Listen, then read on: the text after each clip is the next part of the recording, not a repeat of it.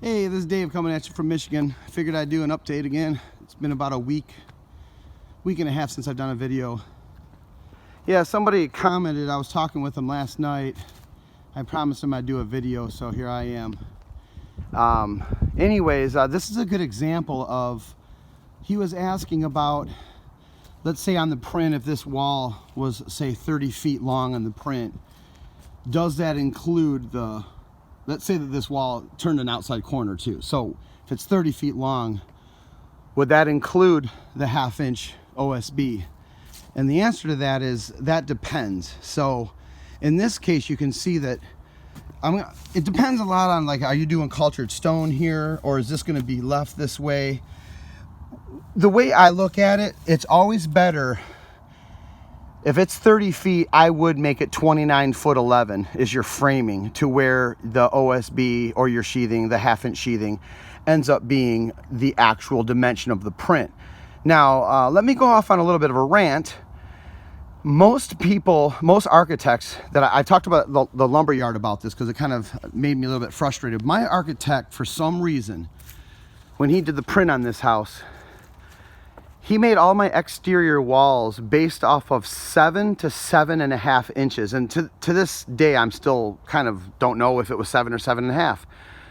He was like, well, you're going to have 1/2 inch drywall, and then you're going to have some trim. And I was like, that doesn't make any sense. And my lumberyard guy, Rob's, he's been doing it for quite a few years. And he said that usually, unless specified, they usually do, if you're doing a 2x6 exterior wall, they would usually do 6 inches would be pretty much, and a lot of times it'll say simply on one of the corners of the house, somewhere on that print, there will be one dimension stating that the exterior walls are 6 inches. That's 5.5 inches for the 2x6 and 1/2 inch for the plywood.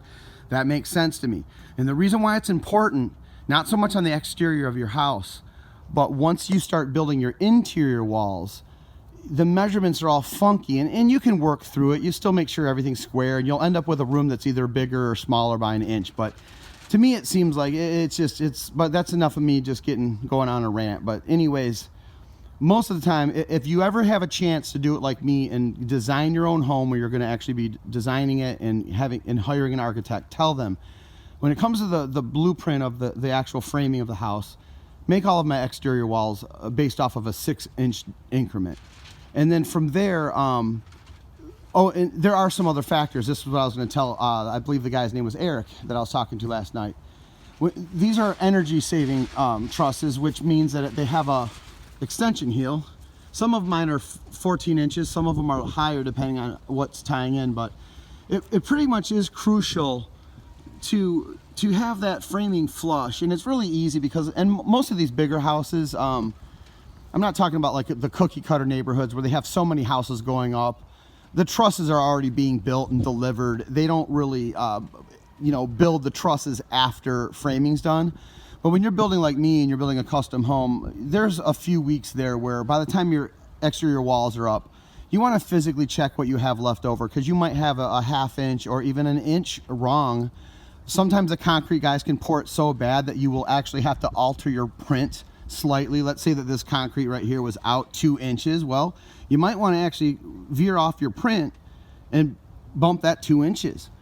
And you want to let the architect know, so that way these trusses will still line up. And it's not a big deal.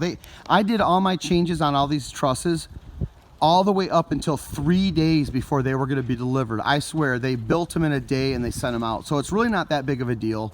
It didn't set us back. And you're going to have a couple trusses that go in and out by 1/8 of an inch. A lot of times that could be like maybe your wall's not perfectly straight, but for the most, and it's not the end of the world, even if they were a little bit longer, but you can always sheet up to them and then do a separate sheet above it. But that brings me to my next thing I wanted to point out. I found out that if you sheet these walls, these are 9 feet, so we actually ended up with a little bit of a gap on the top. And some guys asked me, well, why didn't you sheet that before you stood them up? Now you got to go back up there.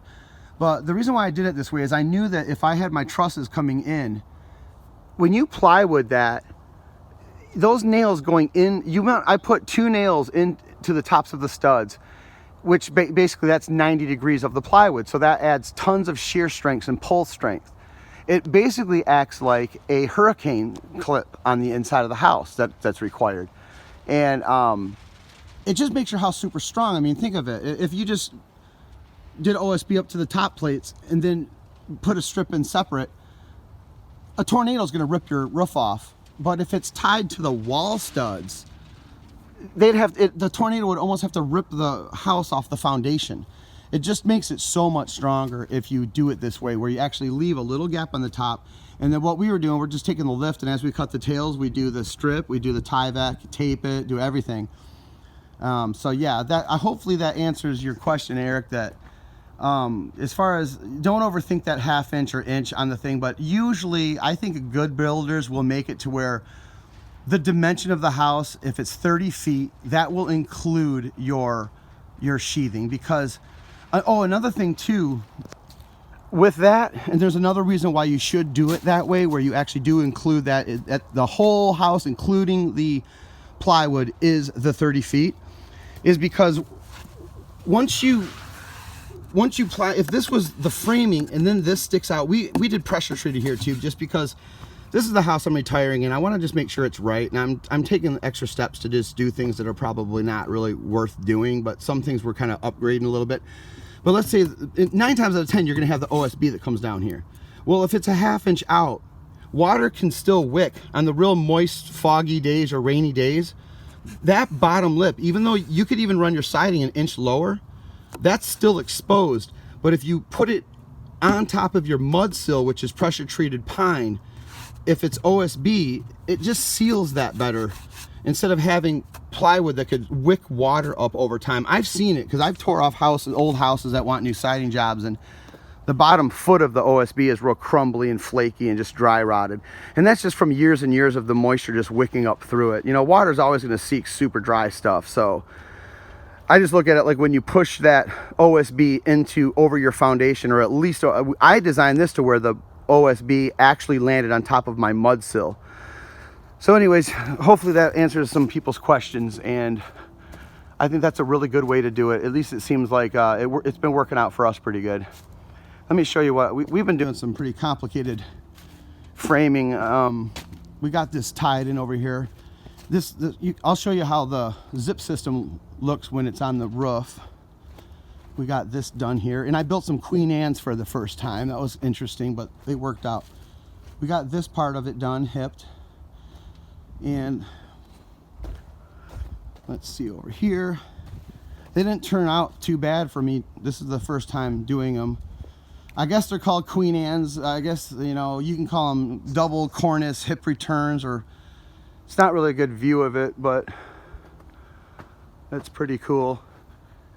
I just thought that it would look better, and we're shortening. That's one big mistake I made on this house, is I found out that if you are going to do those Queen Anne returns, your rake overhang should be about half the distance out. So this is a 24-inch overhang because this is the eave of the house. Oh, and another thing too to point out, whenever you have 2x6 fascia break, I don't know if you can see it too good on the video, but right under the tail, you can still rip cut a 2x4, 2 inches tall, I believe. And we put it under every time where they break, and that'll keep those 2 butt seams from twisting over time. So I don't know, I've never seen that before, but it just seemed like it made sense to us to just we made those tie in better. And I'll show you what we're framing. It was a mind game for me today, man. There's a lot going on up here, and we had some crazy cuts. I might be able to climb up on the machine and somewhat show you it.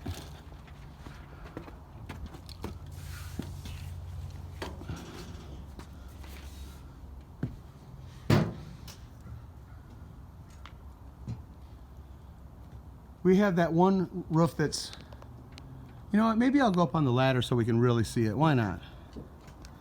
I can't see anything right there. And I'm all about making the good videos. We gotta get some content up on here.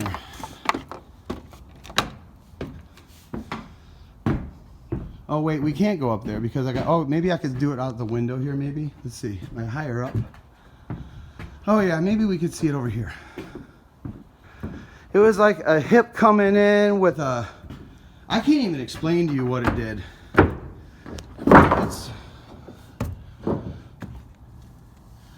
It's like the valley goes back, and then the back six pitch coming from the back is lower than that ridge, and that planes to the ridge of that roof.